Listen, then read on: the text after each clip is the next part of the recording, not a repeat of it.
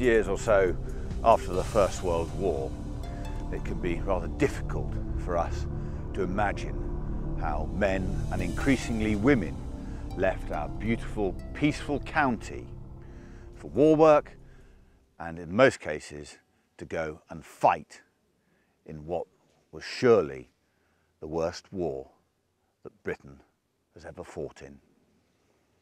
They left their homes in villages across Dorset and went to fight a brutal enemy aggression, which, if we hadn't played our part in stopping it, would have changed the British way of life forever.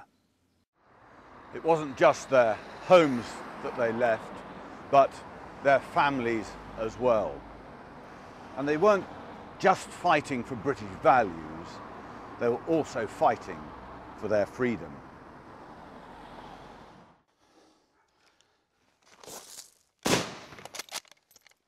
They went to fight in the First World War. It was a world war because it involved peoples from across the world fighting in many different places. People from Dorset fought on land and of course at sea with the Royal Navy. The majority fought on the Western Front in what was known as trench warfare.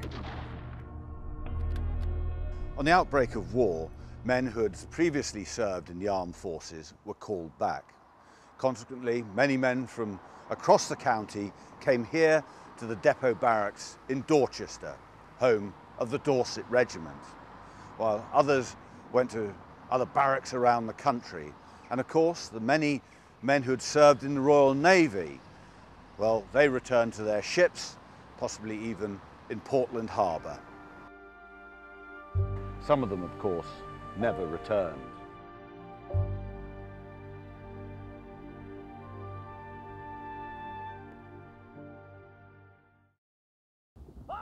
Back at home, families had to get on with life as best they could as their menfolk marched off to war.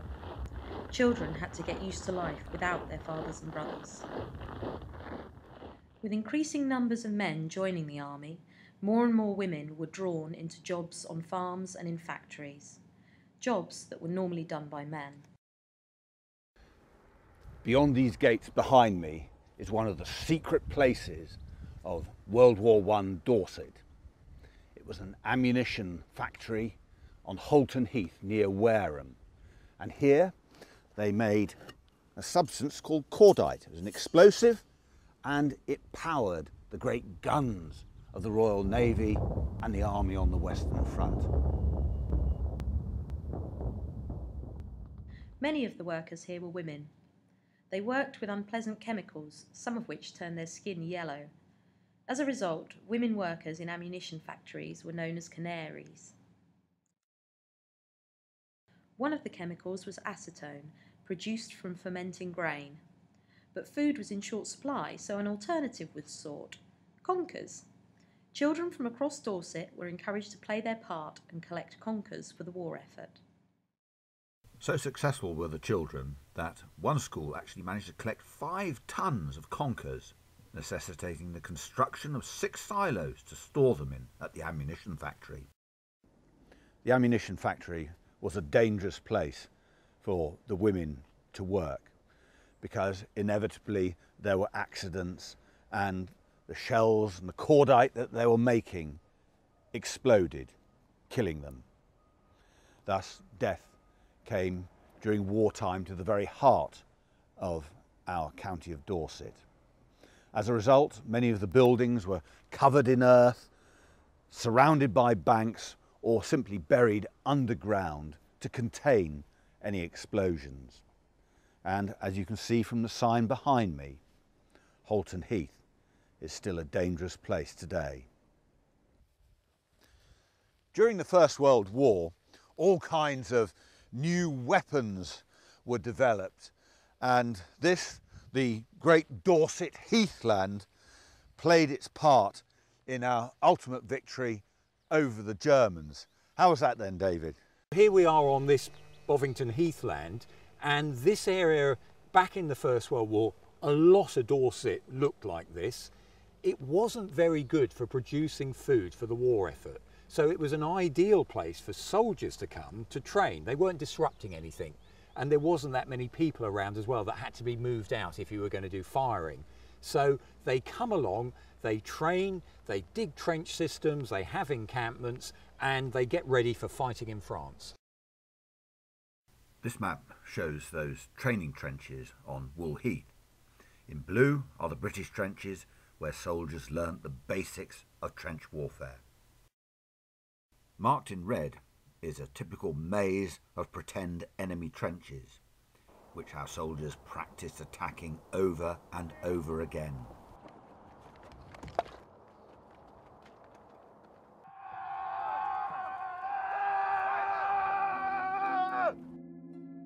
But it was in 1916 when Dorset saw Britain's new secret weapon. And of course it's ideal then for this new secret weapon, the tank. This is a great place for them to come. So they offload tanks at Wool Station, drive them up to Bovington camp, and you've got this perfect area for rumbling around, chewing up the ground. No one worries. It's open countryside, not many people about, so it's a great place for training before they head off to France. So it's not just the men and the equipment, it's also our Dorset landscape here that contributed to victory.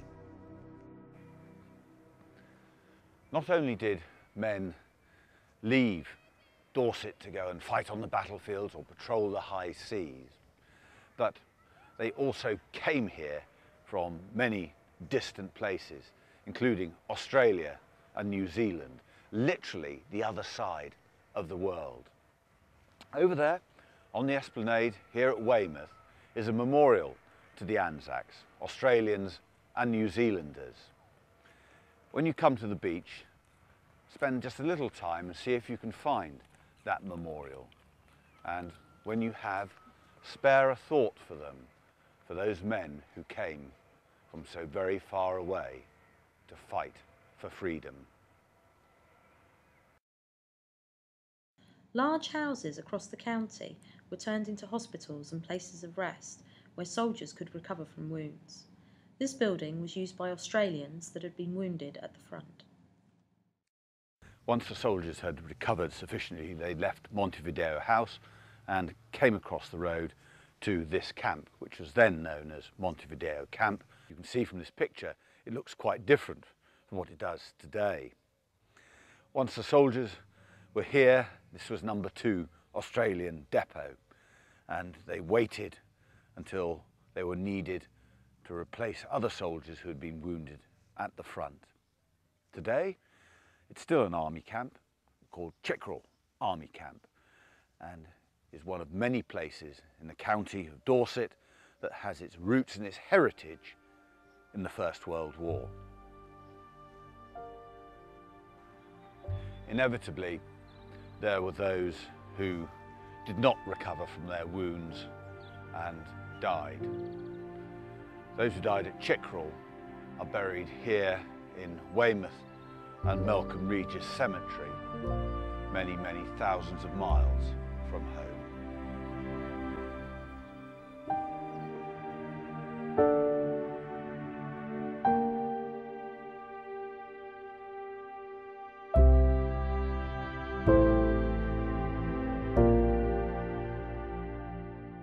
Perhaps the most visible reminders of the First World War are the memorials to the soldiers from our villages and towns who never came home.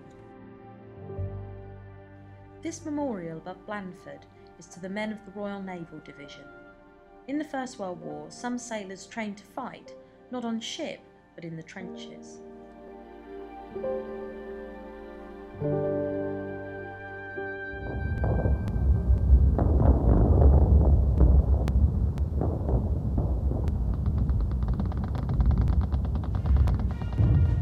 In all the ways we've seen in this short film, the people of Dorset, the men, the women, and even the children all played their part in defeating an aggressive enemy.